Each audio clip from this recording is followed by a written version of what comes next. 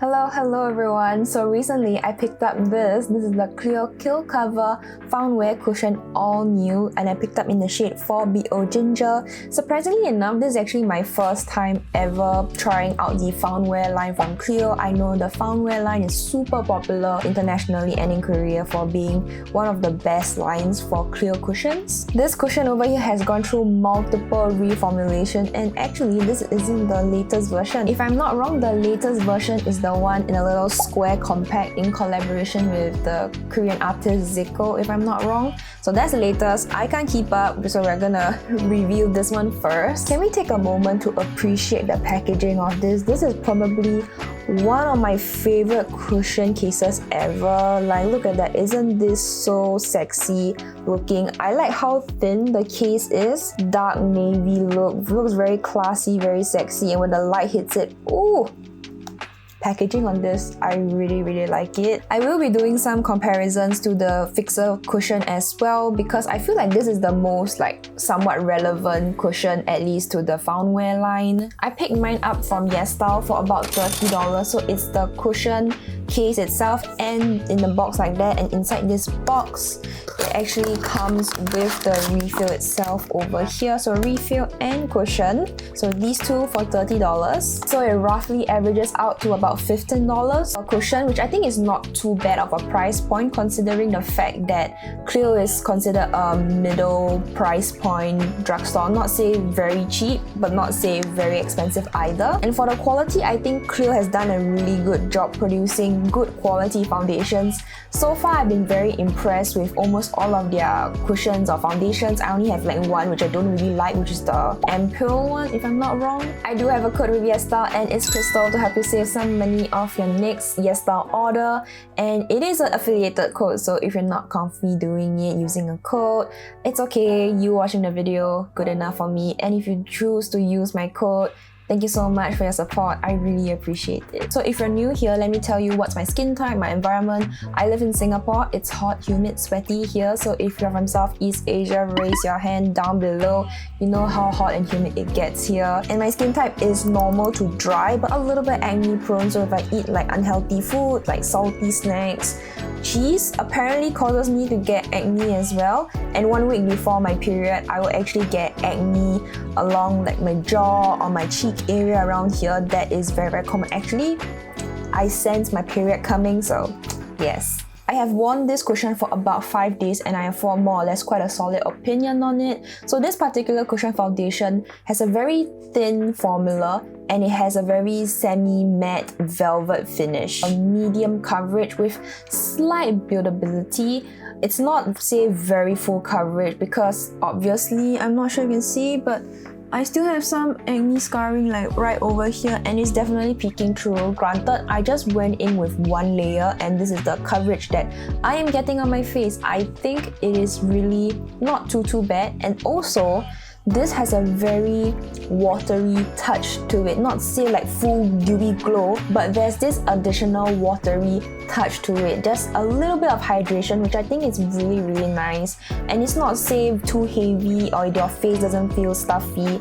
It's just that little hydrating touch, and as a dry skin girly, I really appreciate that. And because of how thin this particular formula is, it feels very lightweight on the skin. You really don't feel much on your skin. When I do certain expression, when I frown or laugh or anything like that, I don't feel wrinkles or cracking around the smile lines around here, none of that. My skin really enjoys wearing this foundation. It feels very comfortable. There's no you know how some foundations, when you wear it, then it feels drier and drier throughout the entire day, and then you feel the moisture underneath your skin is being sucked out, that kind of feeling. Yeah, I don't feel that at all. My skin feels very hydrated. Throughout my 5 days of wearing this particular foundation, I feel that it doesn't really get greasy or heavy on the skin. I think the only problematic areas would be the areas around the nose. So normally redness will peek through first, and I think that's quite common for me personally. Most of my foundations, that is what they will do, and I'm just whatever. When it comes to mass transfer, I actually can't give an accurate representation because I don't really wear my mask anymore, because Singapore's mask regulation is not that strict either. We only wear it on public transport and in hospitals, so the moment I am out the train, I take it off because it's mad stuffy, I can't deal with it. But during my commute to from work and home, the 2 hours, I do notice a little bit of transfer on the nose bridge itself, probably because when I press down my mask, then there's a bit of transfer here. But example, if I were rushing for the train and I pan and stuffy, all that kind of thing, when I take it out at the end, I do notice a little bit of transfer around the cheek area, but it's very minimal, like you can barely notice it, honestly. So I think in terms of performance, it does a pretty good job and it does adhere superb well to my skin. When it comes to the downsides of this particular cushion over here, I feel that CLIO has done this slightly better across the years, but I feel their shade, example number 4 BO Ginger, is not consistent throughout their various lines. I understand it could be from the ingredients that the particular foundation is made out of or something like that, but in the past it was really bad.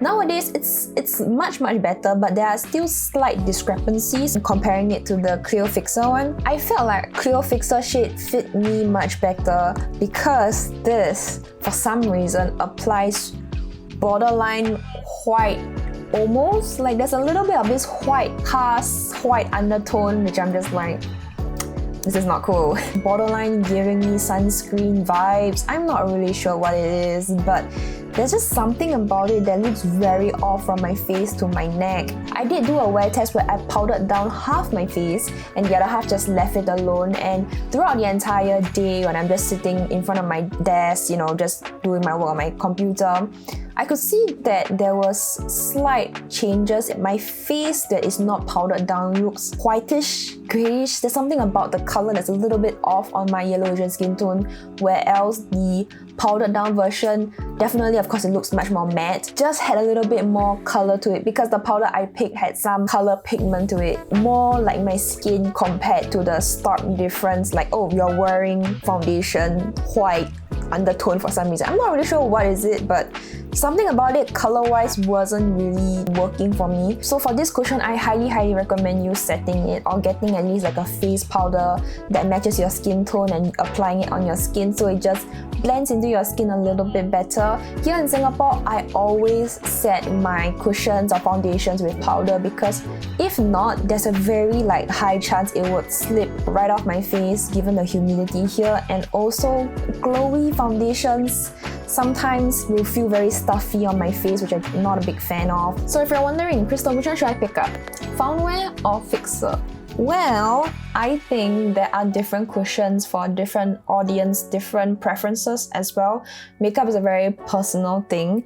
If you are a dry skin girly like me, I believe this is a great option for dry skin people. It's just that the whole color shade thing is a bit icky for me personally.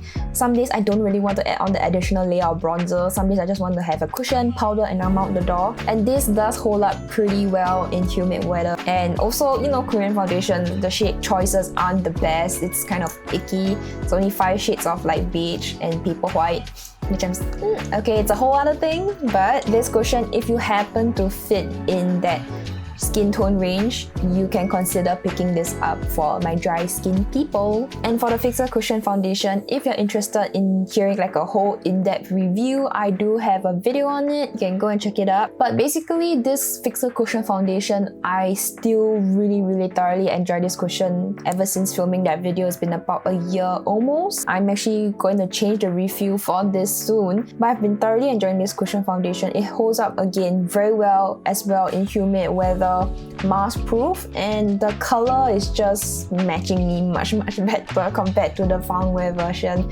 Even I, as a dry skin person, really enjoy this cushion foundation. You just have to make sure you prep your skin well. That means you have your skincare on with your toner, moisturizer, a cream or a moisturizer with your sunscreen, and you should be more or less good to go to use this particular cushion foundation. But if you're an oily skin person, I think this will be still good for you as well, because it's definitely more on the heavier side of things. It is a demi matte, so it's not going to be as glowy as compared to the Foundwear version. If you've tried these CLIO cushions before, what do you think? Let me know down below. Or maybe you've been secretly gatekeeping your favorite cushions. do share as well. And if you are interested in the CLIO Fixer Cushion Foundation review, the in-depth one that I was talking about, you can click here to find out more. Alright, I will see you guys over there.